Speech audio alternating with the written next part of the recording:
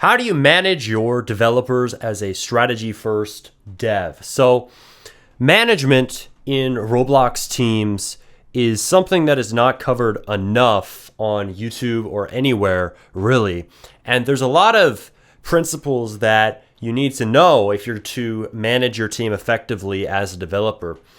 And really what strategy first is all about is about not just following your feelings in Roblox development. It's about building a strategy, building a system to compete in the Roblox economy.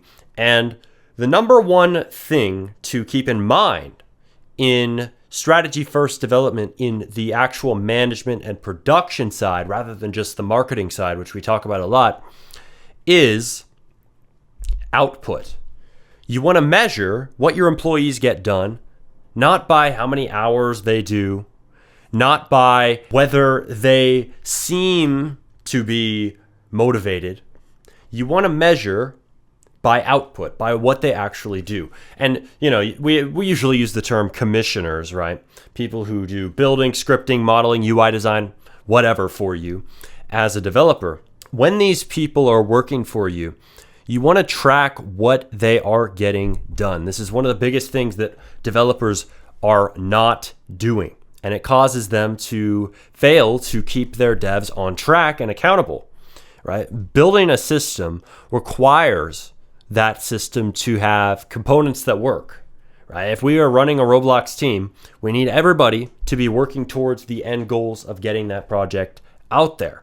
Right? And when you have people that are inefficient, that aren't getting anything done, those people are bottlenecks in that system that is supposed to be a production pipeline, a factory, to make a Roblox game release. But how are you supposed to improve your production pipeline and make it efficient and make everybody have consistent outputs if you aren't tracking what they're doing to begin with?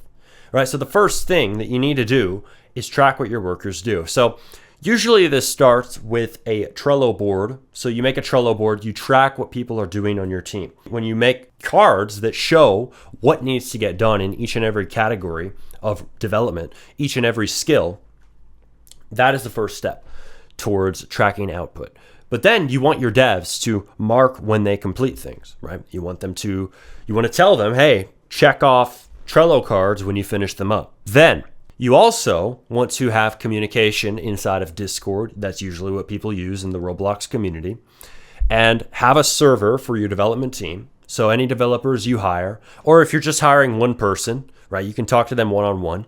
Have them send daily updates. So our devs on the game that we're making right now, as a team, like my dad and I, we're running this Roblox team. We've hired some people, some very consistent, hardworking people.